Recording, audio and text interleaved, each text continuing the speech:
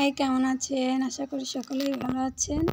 আজ আমি দেশি মুরগির রান্নার রেসিপিটা আপনাদের সবার সঙ্গে শেয়ার করব, আর রান্নাটা পুরোটা দেখবে, ঠিক আছে?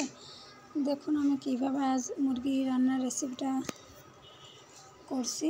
দেখুন মুরগিটা আগে থেকে সুন্দর করে কেটে কুটে আমি একটা গাবলিতে করে নিয়েছি, আর তারপর নেওয়ার পরে এই যে হলুদ দিয়ে দিচ্ছি, হলুদ আর লবণ দিয়ে এটাকে সুন্দর করে মিক্সড করব। আর দেখুন কিভাবে আস্তে আস্তে সব মশলাই দিয়ে দেবো হালকা করে।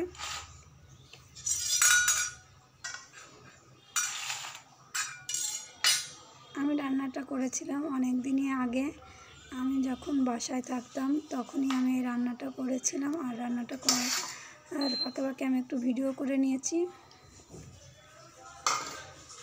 আমি এখানে দিয়ে দিয়েছি লবণ, হলুদ, মশলা বাটা, দেখুন ঝাল বাটা, লবণ সব কিছু দিয়ে হালকা করে একটু কাঁচা তেল দিয়ে নিয়েছি, সরিষার তেল।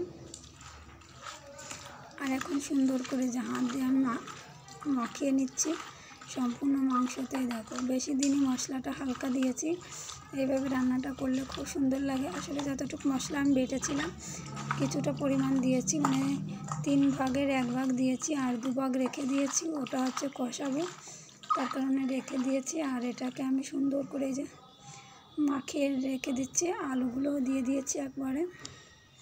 আলুতেও লবণ হলুদ সব কিছু মিক্সড হয়ে যাক, সুন্দর লাগবে এভাবে।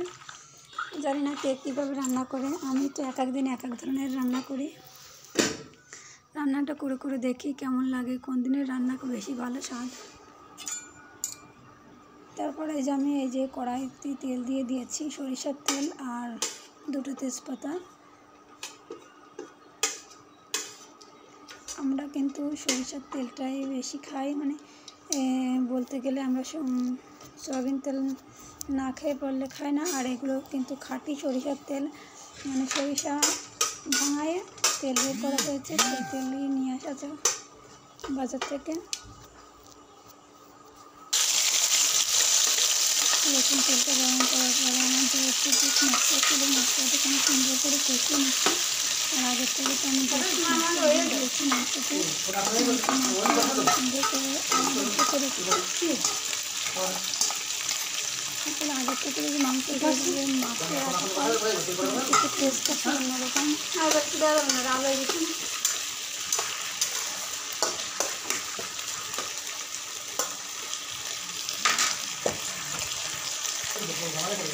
আজকে থেকে আমার এই রান্নার রেসিপিটা দেখতেছে, অবশ্যই সবাই কমেন্ট করবে, ঠিক আছে?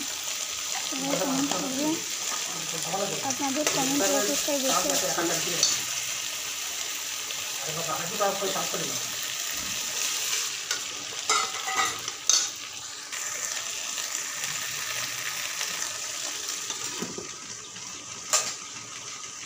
মশলাতে হালকা পরিমাণে জল দিয়ে আমি ঢেকে দিয়েছি।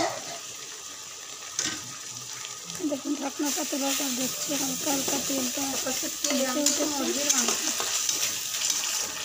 আর যখন ভুলে জমা যায় কড়াইতে তারপর নতুন আলতা করে দিচ্ছি। কিন্তু রাত্রে দিতাম না, মায়ের জন্য রাত্রি করে তো নেই কত কথা হবে না। আমি আলাদাভাবে কখনো রান্না করি না, মানে এখন আর প্রায় রান্না করতে হয় নিজে। এখন বলতে যখন আমি বাসায় ছিলাম তখন আমার প্রতিদিনই রান্না করতে হতো, বাড়ি আসলে অতটা রান্না করা লাগে না, কিন্তু আমার শাশুড়ি মা রান্নাটা বেশি করে। দেখুন এখন আমার মশলা কষানো হয়ে গেছে। মশলা কষানো হয়ে যে মাংসতে আমি লবণ হলুদ মশলা মেখে রেখে দিয়েছিলাম সেই মশলাটা আমি এখন দিয়ে দিচ্ছি, মশলার সঙ্গে মানে এইটা দিয়ে দিচ্ছি, মাংসটা দিয়ে দিলাম।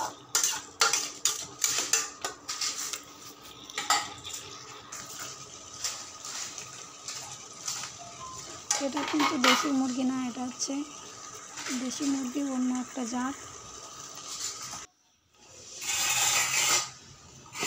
দেখতে পাচ্ছ কষানোর পর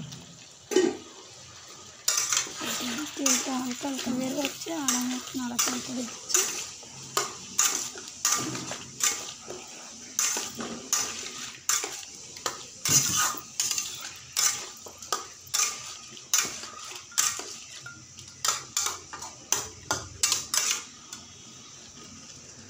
আমি এখন এডিট করতেছি, আর আমি এখন বাড়িতে আছি, তার কারণে এখন ফাঁক পেয়েছি, তার কারণে এডিট করে আমি এখন ছাড়তেছি ভিডিওটা। আসলে এখন আর রান্না তেমন একটা আমার করতে হয় না, এখন আমার শাশুড়ি মাই বেশি রান্না করে। দেখুন কত সুন্দর তেল তেল বেরো হচ্ছে, দেখলেই খেতে ইচ্ছা করছে, তাই না?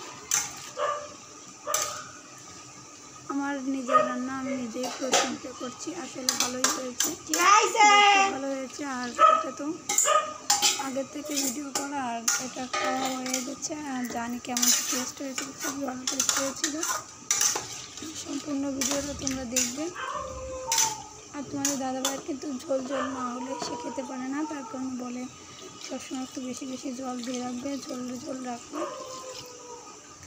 এখানে দেখুন কষিয়ে একটু ঝোল ঝোল দিয়ে নিয়েছি, ঝোলটা একটু বেশি লাগে।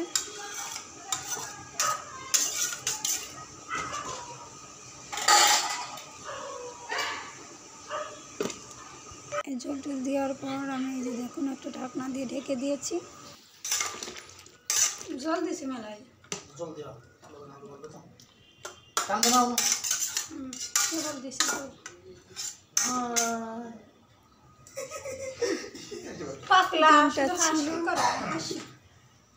শুক্রবার, তার কারণে মাংস, আমরা যেখানে থাকতাম প্রায় মানুষই শুক্রবারে মাংস খেত।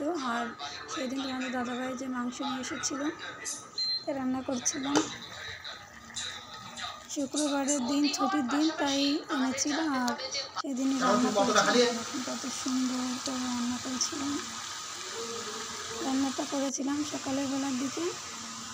আর আমরা সকাল বিকাল বলতে দুবারই খেয়েছি রান্নাটা।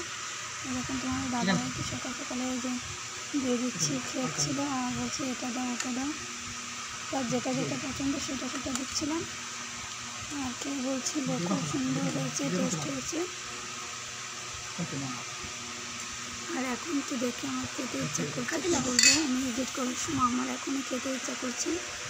এখন আমি তখন বসেছিলাম খেতে, আমার যেটা যেটা পছন্দ আমি সেটা সেটা খেয়েছিলাম, কারণ আমরা দুজন খাবো,